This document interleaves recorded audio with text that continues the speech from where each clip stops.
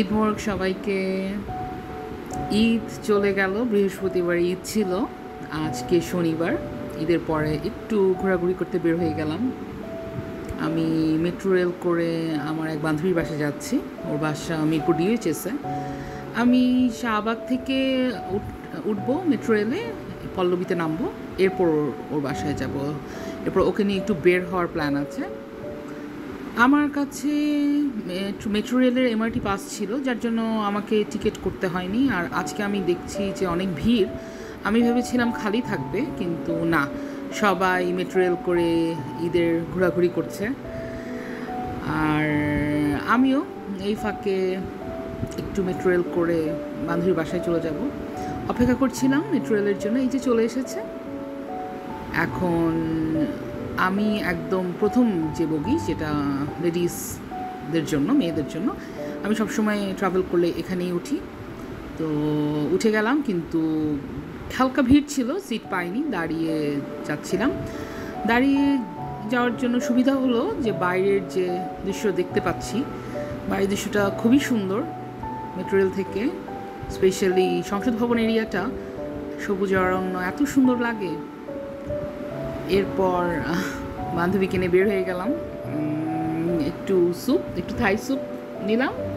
Lunch করব আমরা বাইরে, একটু থাই স্যুপ নিলাম। থাই স্যুপের সাথে আমরা একটা সেট মেনুও অর্ডার করেছিলাম। থাই স্যুপটা দুজনের জন্য ছিল, মোটামুটি মজাই ছিল থাই স্যুপটা। সাথে আমরা সেট মেনু নিয়েছিলাম। সেট মেনুটার মধ্যে ফ্রাইড রাইস ছিল, যেটা ফ্রাইড চিকেন ছিল। ফ্রাইড চিকেনগুলো অনেক ক্রিস্পি ছিল আর টেস্টিও ছিল, আর চাইনিজ ভেজিটেবল। ওভারঅল খাবারটা মজাই ছিল।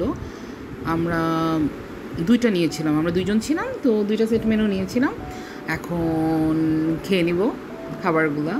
খেয়ে নিয়ে এখন আবার আমরা পরে পহেলা বৈশাখের সময় আমরা ফ্রেন্ডরা মিলে রমনায় ঘুরতে গিয়েছিলাম। রমনায় তখন গরম ছিল অনেক, বিকেলবেলায় গেলাম, তাও অনেক গরম ছিল, মানুষের ভিড়ও ছিল অনেক। আর ব্রিজ, এই রমনা ব্রিজটা অনেক ভালো লাগে এখানে হাঁটতে। এরপর আমরা অনেক অনেক পিপাসা পেয়েছিল, অনেক গরম ছিল, তো রমনা রেস্টুরেন্টে চলে গিয়েছিলাম। সেখানে আমরা জুস বা কিছু খাবো। তো রমনা রেস্টুরেন্টের বাইরের যে আউটডোর সাইডটা, এই সাইডটায় বসতে ভালো লাগে, কিন্তু গরমের জন্য এখানে বসা পসিবল ছিল না, অনেক গরম ছিল। তো আমরা আবার বের হয়ে অন্য পাশে চলে যাই। এটা বাচ্চাদের খেলার জায়গা। এই জায়গাটায় আমরা আসি, তখন অনেক অনেক ভিড় ছিল, বাচ্চারা খেলছিল আর প্যারেন্টসরা সাথে ছিল। আমাদের সাথে আমার ফ্রেন্ডের একটা নেফিউ ছিল, সে খেলবে, তাই আমরা এখানে আসি এবং বাচ্চারা খেলছে তখন দেখছিলাম। আর সন্ধ্যা হয়ে যাচ্ছিল, তাই আমরা বেশিক্ষণ ছিলাম না, আমরা বের হয়ে শাহবাগে আসি। আমার ফুচকা খেতে ইচ্ছে করছিল, তাই ভাবলাম যাই ফুচকা খাই। সবাই মিলে শাহবাগে, জাদুঘরের ঠিক অপোজিটে এই অনেকগুলো স্টল বসে এই ফুচকার। তো আমরা একটাতে বসলাম, সেখানে ফুচকা রেডি করছিলেন আমাদের জন্য। অ্যান্ড এখানে ফুচকার পার প্লেট 50 টাকা করে। তো আমরা 2 প্লেট ফুচকা নিই।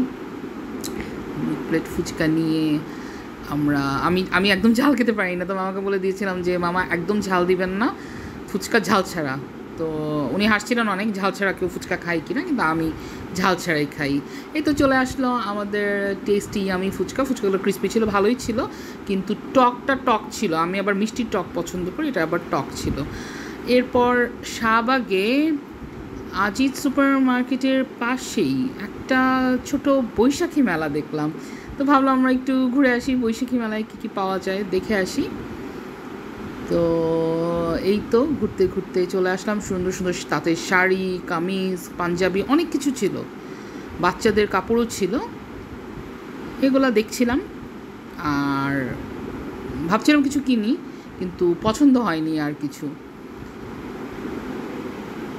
এই তো আমার ঈদের আর পহেলা বৈশাখের ঘোরাঘুরি। আজকের দিনটা অনেক এনজয় করেছি। ধন্যবাদ সবাইকে, ভালো থাকবেন।